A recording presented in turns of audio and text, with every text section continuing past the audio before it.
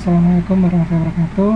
Saya nama Mas Randy. Hari ini saya akan mempresentasikan ringkasan jurnal dengan judul Sistem Pencatatan dan Pendataan Manajemen Sumber Daya Manusia dengan Model Scrum. Studi kasus PT Bintang Transfer Tulistiwa. Yang ditulis oleh Saiful Rahman, Aris Setiawan, dan Inge Andriani. Yang dimana mereka itu dari Sistem Informasi sama Fakultas Ilmu Komputer Universitas Mercu Buana. Ya, ditulis jurnalnya pada tanggal 1 Januari 2019. Oke, next. Sumber jurnal yang tadi, di sini saya juga bikin jurnal pembandingnya yaitu dengan judul Implementasi Sistem Development Life Cycle dalam Perancangan Penyebaran Informasi pada Madrasah Aliyah NW Puyong. Yang dimana penulisnya itu Muhammad Fatoni, Sofian Syah Fadli, Muhammad Taufan Azri Zain. Yang dimana mereka dari program studi teknik informatika STEMI Lombok dan sistem informasi STEMI Lombok yang sama-sama juga ditulis jurnal pada tanggal 1 Januari 2019. Oke, pendahuluan. Peran teknologi informasi dalam pengelolaan dan manajemen sangat diperlukan di berbagai aspek dalam perusahaan. Salah satunya pada bagian manajemen sumber daya manusia atau HRD atau SDM. Dalam hal ini sistem informasi begitu membantu bagian HRD dalam menjalankan tugasnya, yang salah satunya itu kegiatan dalam pencatatan dan pendataan kepegawaian sehingga menjadi lebih efektif dan efisien, sehingga informasi yang didapatkan akan lebih akurat dan cepat. Dan selanjutnya data yang tersebut yang didapatkan dapat dijadikan acuan bagi seorang manajer atau pimpinan perusahaan dalam pengambilan keputusan.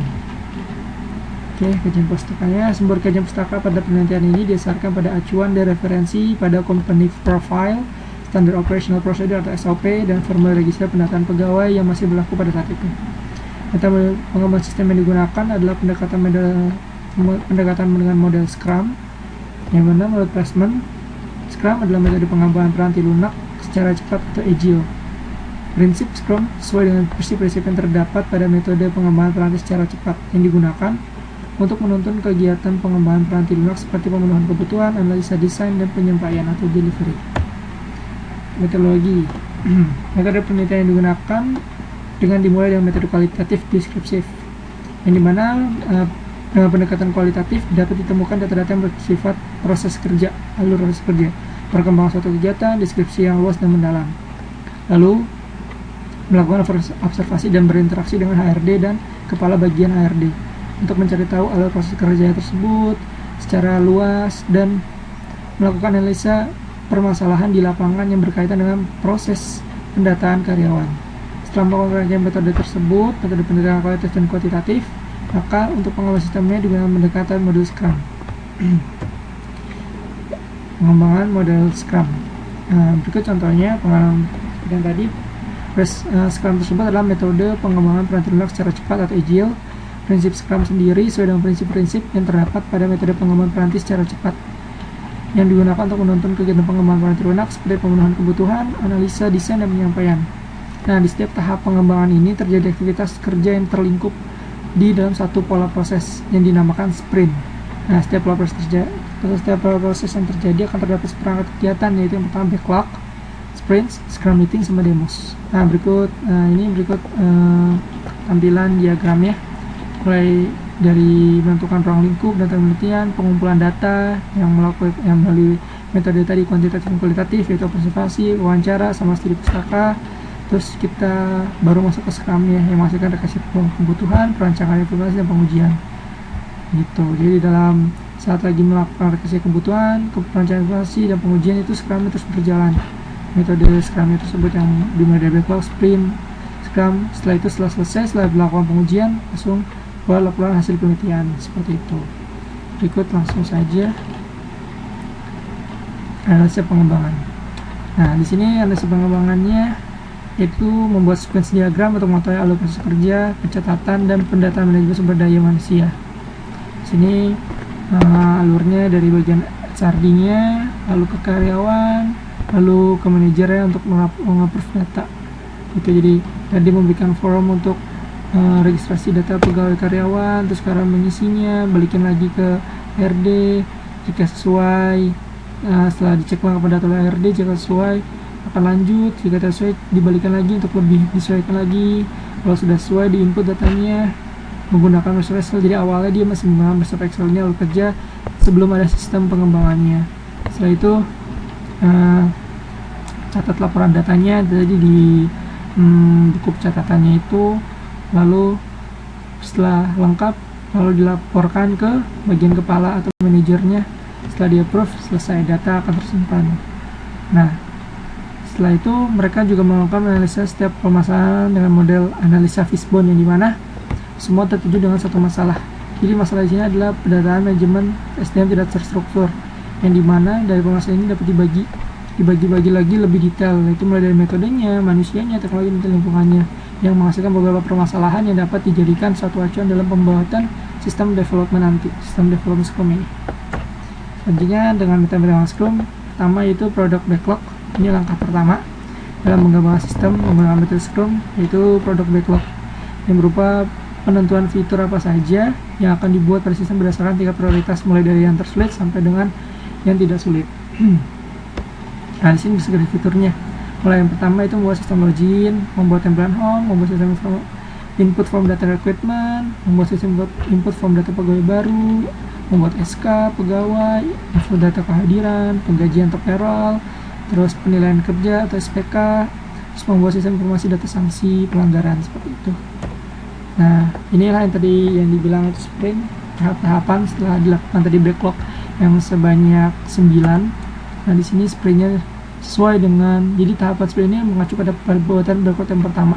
Jadi backlog tadi yang pertama itu dimulai dari yang paling sulit, yang tersulit sampai dengan yang sangat tidak sulit. Jadi yang pertama itu paling sulit dulu, baru dikerjakan sampai kerjaan yang paling terakhir, itu membuat sistem input form data sanksi yang tidak sulit. Nah, sprint tersebut adalah alurnya, kerjanya seperti itu. Jadi yang tadi yang pertama itu kan membuat login. Nah, di sini membuat login kita perkirakan waktunya, yaitu pengerjaannya yang pertama itu membuat desain database-nya, terus dalam database itu membuat desain interface-nya, terus itu coding front end-nya untuk tampilan awalnya, coding back end-nya untuk fungsi dari setiap front end yang tadi, terus lalu melakukan testing ke product management. Nah, di sini pun dikasih waktu, perkiraan waktu lalu di Scrum itu. Jadi kenapa cepat? Karena setiap pengerjaannya terstruktur dan diberikan waktu tertentu untuk menyelesaikannya.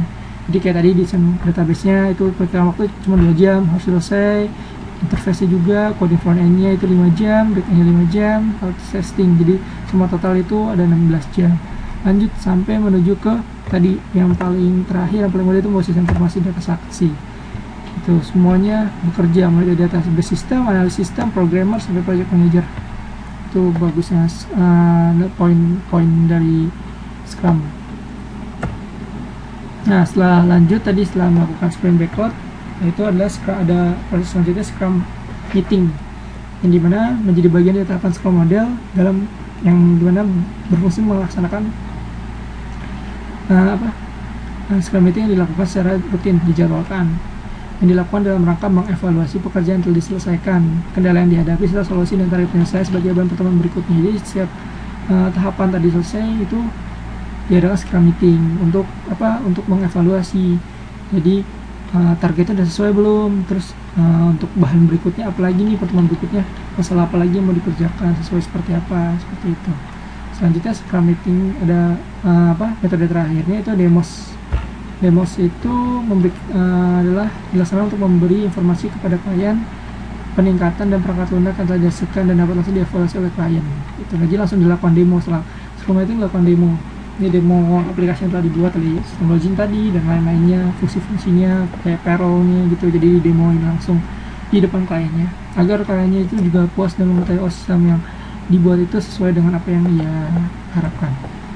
Jadi kesimpulannya, dengan menggunakan teknik Scrum dalam pengembangan sistem dapat mempercepat proses dan lebih terstruktur kerjanya dengan pembagian kerja pada setiap pengembangannya, dan juga dapat mengevaluasi dan juga dapat melakukan evaluasi di setiap prosesnya bersama dengan kliennya. Jadi kliennya nggak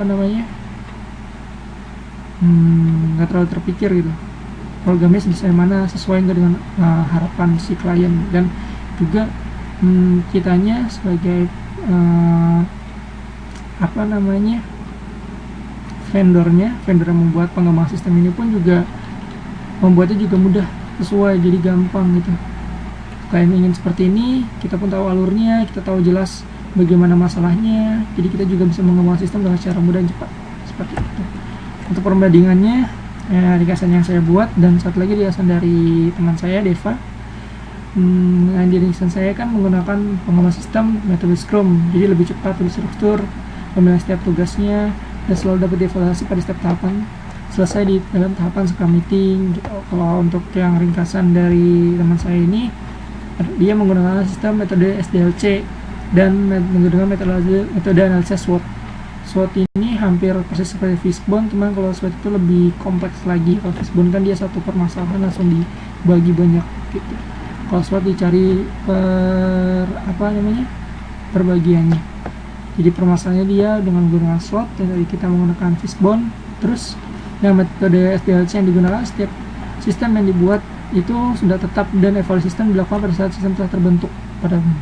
Jadi kalau SDLC itu mereka sama melakukan analisa dulu tahapannya, setelah itu tapi bedanya dia dengan Scrum ini, dia tunggu semua pekerjaannya sampai implementasinya selesai, baru di tahap pengujian mereka akan mengevaluasi sistem pengembangannya tersebut bersama kliennya. Seperti jadi evaluasinya itu terakhir setelah melakukan implementasi pengembangannya. Seperti itu saja yang dapat saya berikan. Terima kasih.